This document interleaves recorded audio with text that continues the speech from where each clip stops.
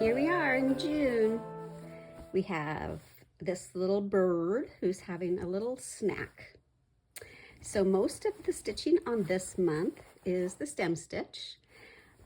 And one thing I kind of like to do on this one is I carry the stem stitch up the stem and then all the way up through the middle of the leaf, and then go down one side and up the other of the leaf. Now these little veins inside, these are just single straight stitches, just like that. They're a little too small. If you try to do a stem stitch, I think it would just be too bulky in there. We just need a really light stitch to form those veins. So that's what those are. Very easy to do, very quick, and it gives the leaves a lot of depth and personality that way.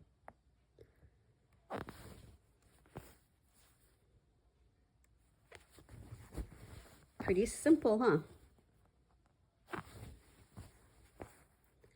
And there we go.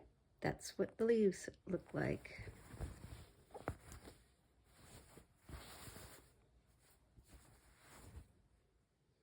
So on this bird, there isn't a whole lot of detail. So instead of doing a stem stitch, I'm just taking single stitches.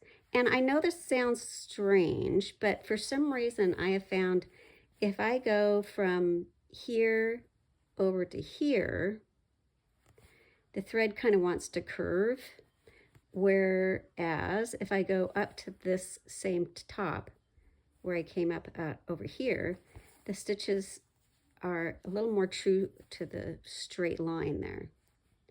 So even though it takes a little bit more thread to do that, that is what I would recommend doing.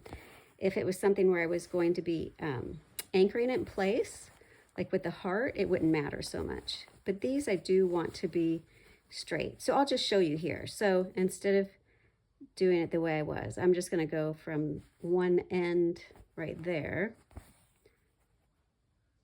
Well, now it doesn't look too bad. Actually, it looks just fine.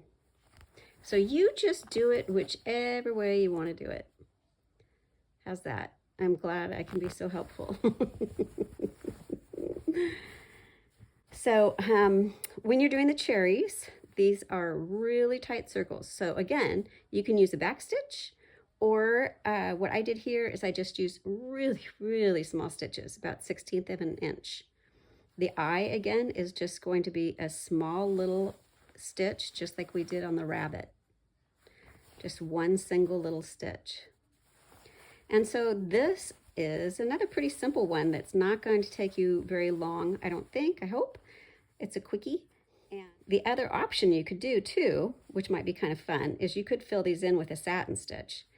To do that, I would go ahead and do the stem stitch around or a back stitch, and then satin stitch over that, and it will give it a little bit more depth, and you'll have a really nice edge on that circle then if you do it that way.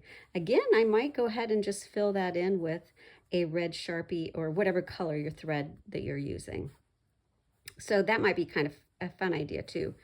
And if you want, you can also add more, like down here on my squirrel, you see there's some running stitches just to give him a little bit of like a fur. You could do that up here on the bird too, if you want to give him a little more detail. So make these your own, do something fun and different with them. I would love to see what you do. So make sure you post pictures and tag me so I don't miss them. Thank you, thank you, thank you. And we will see you next month. I said goodbye too soon. I forgot about his tail. I wanted to tell you it's kind of like the top of the tulips. So these are just going to be single straight stitches.